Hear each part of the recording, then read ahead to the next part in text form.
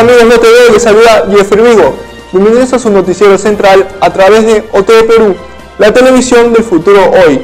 Adelante con la información.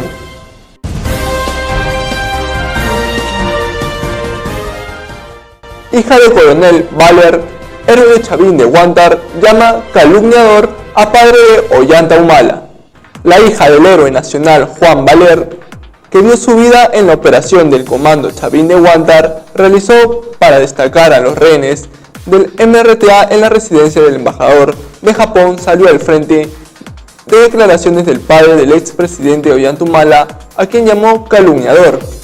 Valeria Valer contestó fuertemente a Isaac Humala, padre del expresidente nacionalista, que dijo que en la base contrasubversiva había 4 o 5 capitanes Carlos y que Valer fue uno de ellos, siendo que su hijo fue quizás el último con ese apelativo y que no sería culpable de lo que le causan.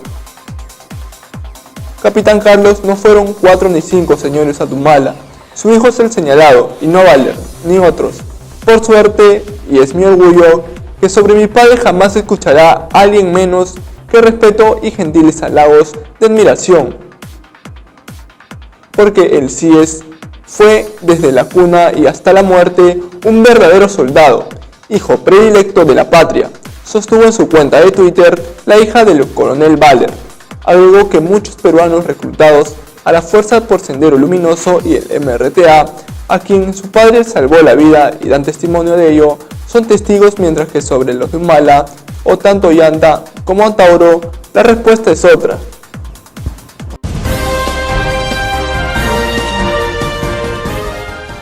Reforma electoral contempla figura del acoso a políticos y multa para quienes los investiguen. La Subcomisión de Reforma Electoral, dirigida por Patricia Donaire, aprobó por unanimidad el texto final de reforma electoral que se presentará ante la Comisión de Constitución y Reglamento el 16 de mayo. El nuevo texto de la ley electoral contará con alrededor de 430 artículos. En un hecho sin precedentes, se esconde dentro del proyecto una norma que restringe la libertad de expresión y de fiscalización que puede tener cualquier ciudadano. Se multaría hasta con 20 unidades impositivas tributarias a quienes restrinjan los derechos políticos de los candidatos, divulgando información en contra de su dignidad, algo bastante subjetivo y que podría dar lugar a persecuciones por pretender tener una representación más honesta y eficiente. Donaire estima que la nueva ley será aprobada entre agosto y septiembre de este año, para que sean aplicadas en los comicios a partir de 2018 y no contemplará la reelección de alcaldes o gobernadores regionales. La nueva ley electoral excluirá de postular a cargos públicos a ciudadanos condenados por terrorismo con prisión preventiva de la libertad efectiva o suspendida por delitos de terrorismo. Además, quienes cometan delitos de lavado de activos, tráfico ilícito de drogas, delitos de lesa humanidad, contra la libertad sexual, trata de personas, la no asistencia familiar y violencia contra las mujeres tampoco podrán postular. Finalmente, la subcomisión acordó incluir la autorización del levantamiento del secreto bancario, reserva tributaria y bursátil en la declaración jurada de los candidatos, así como extender dicha declaración a su cónyuge e hijos. De encontrarse alguna irregularidad, el candidato será excluido de las elecciones y se notificará al Ministerio Público.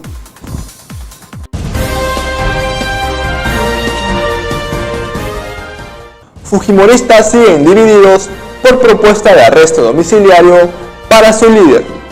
Los parlamentarios de Fuerza Popular manifiestan opiniones contrapuestas respecto a la posibilidad de liberar al expresidente Alberto Fujimori y que pase el resto de su condena en prisión domiciliaria.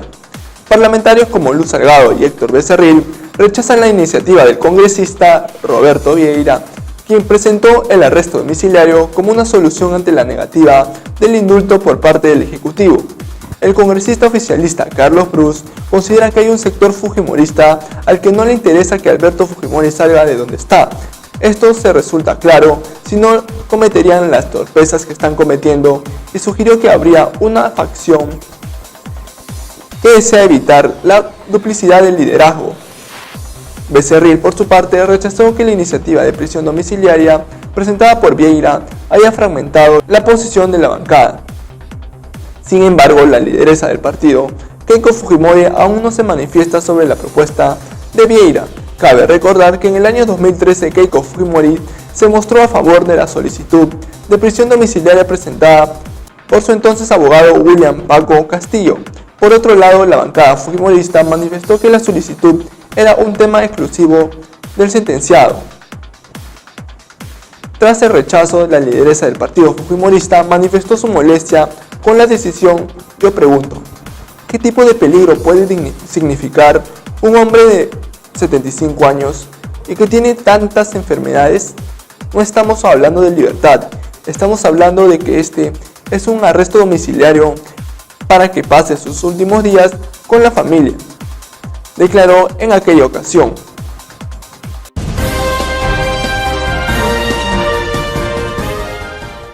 Victimización de Fujimori en el Twitter causa indignación en internautas. Enterado de que la bancada de Fuerza Popular se encuentra dividida entre apoyar el proyecto de ley presentado por el congresista Roberto Vieira, que lo beneficiaría con el arresto domiciliario, o insistir en el indulto humanitario con el presidente Pedro Pablo Kuczynski, pese a que este ya dijo que no lo firmaría, el encarcelado exmandatario Alberto Fujimori buscó victimizarse en Twitter, hablando de sus males de salud, y fue duramente atacado por internautas que están en completo desacuerdo con su liberación. Visiblemente mortificado y deprimido porque el tema de su liberación es un asunto de negociación por parte de su bancada y no de una cuestión de prioridad, Fujimori dijo en Twitter que lo asaltó un dolor de pierna fortísimo, que no podía caminar, que se desplazaba en silla de ruedas y que le habían recetado diclofenaco y otras medicinas. Asimismo, dijo estar en riesgo y temer que se le complique la salud con isquemia cerebral o hemiplegia por sus constantes crisis hipertensivas. La frase con que coronó su publicación era un claro llamado a la lástima. La única realidad es que solo muriendo o estando en fase terminal podría salir en libertad. Los internautas indignados comentaron duramente los tweets del expresidente con frases como: estamos rezando para que vivas 100 años preso, al menos no terminarás en los hornos del servicio de inteligencia del ejército. ¡Qué pena! ¿Quién te manda a robar y a matar tanta gente? No seas llorón, ánimo, solo te faltan 15 añitos para cumplir tu condena. A su hija convenida no le conviene que usted salga, y mucho más.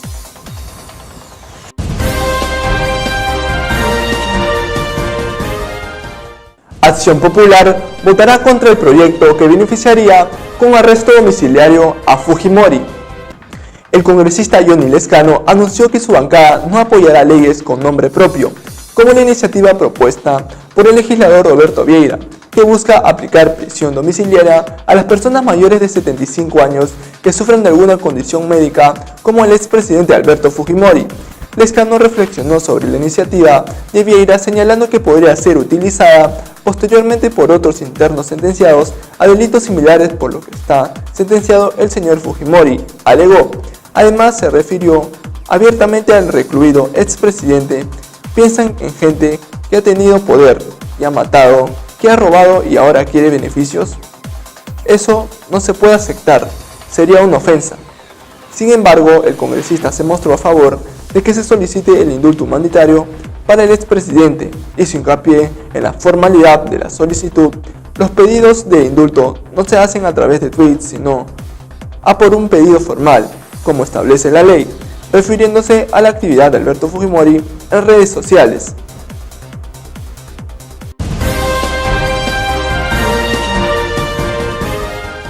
Nadine Heredia renuncia a su cargo de enlace en la FAO. La ex primera dama Nadine Heredia en un comunicado hizo pública su renuncia al cargo de enlace con la FAO, para evitar que se piense que desacatará la orden de arriego que el Poder Judicial ha dictado en su contra mientras continúan las investigaciones sobre su presunta participación en los sobornos que pagó la empresa Olbels a funcionarios peruanos, y otro proceso referido al lavado de activos de la campaña del Partido Nacionalista. Heredia fue nombrada hace unos meses como directora de la Oficina de Enlace de la Organización de las Naciones Unidas para la Alimentación y Agricultura, con sede en Ginebra, Suiza. El nombramiento fue muy cuestionado pues se decía que había sido otorgado gracias a influencia de amigos brasileños ligados a Odebrecht, y para evitar que estuviera en Lima cuando soltaran las acusaciones en su contra.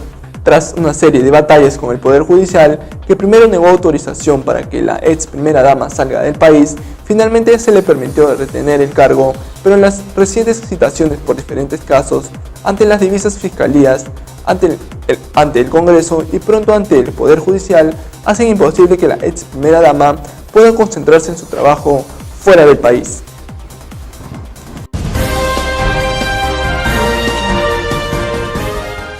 Tarifas aéreas deben reducirse, demanda presidente al inaugurar vuelos de Viva Air.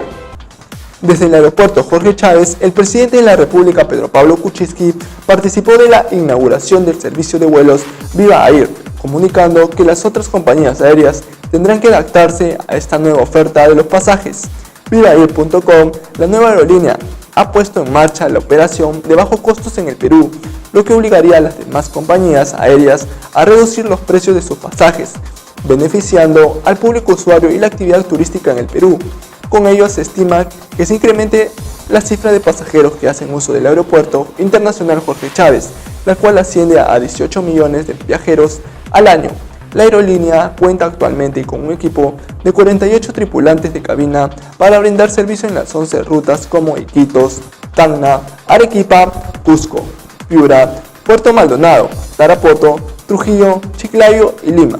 Sin embargo, horas más tarde, se supo que la Asociación Peruana de Líneas Aéreas, APEA, denunció ante Indecopi a la recién inaugurada aerolínea por presunta competencia desleal bajo la modalidad de publicidad engañosa en la oferta de sus pasajes, pues cuando se habla de 59 soles con 90 céntimos del costo de un ticket, se hace creer al usuario que es precio de ida y vuelta cuando solo es un tramo.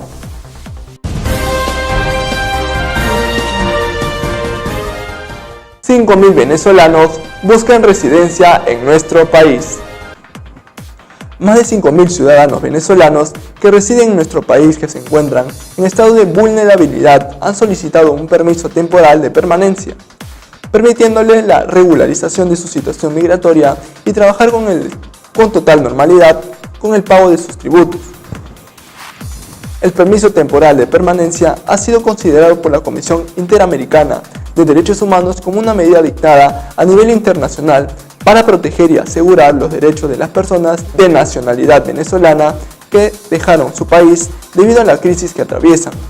Con el carnet del permiso que emite Migraciones, los venezolanos pueden estudiar, suscribir contratos de trabajo, acceder a servicios de salud, obtener una cuenta bancaria y un registro único de contribuyente o RUT para desarrollar actividades económicas y pagar sus impuestos. Para obtener este beneficio, los migrantes deben pagar el derecho del trámite de 41 nuevos soles con 90 céntimos, luego ingresar a la página www.migraciones.gov.pe y llenar el formulario gratuito, seleccionar el día que se presentarán de manera personal en las oficinas de migraciones a nivel nacional y se adjuntará una copia simple de su pasaporte, la declaración jurada de no poseer antecedentes penales y judiciales a nivel nacional e internacional y la fecha de la Interpol.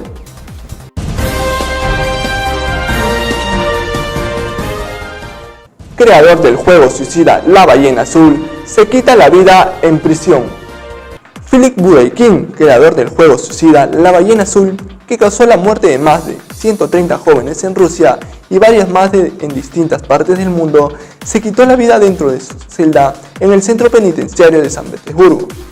Según se informó, Budeikin, de 21 años, quien al parecer no soportó el encierro, murió a causa de una sobredosis de fármacos fuertes para trastornos de ansiedad. En una entrevista realizada hace poco por el portal web saintpetersburgo.com, el joven admitió haber incitado el suicidio de muchos jóvenes y explicó que su intención era limpiar el mundo de gente que le hace daño a la sociedad. Como se recuerda, Budeikin estaba detenido por ser el creador de varios grupos en los que incitaba a los jóvenes a quitarse la vida a través de 50 retos, cada uno más peligroso que el otro.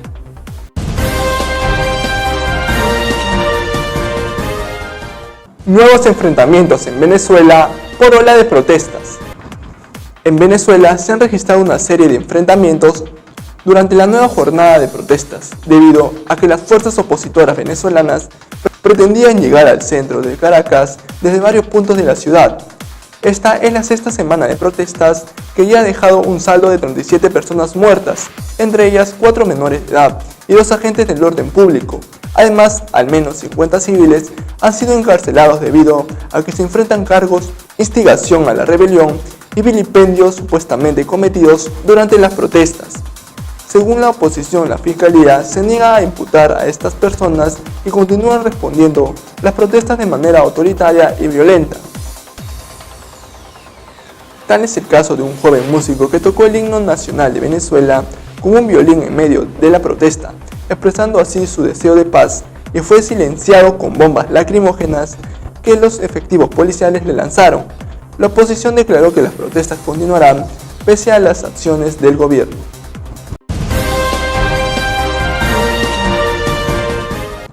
Gracias por sintonizarnos, les informó Jeffrey Vigo a través de OTV Perú, la televisión del futuro hoy. Nos vemos.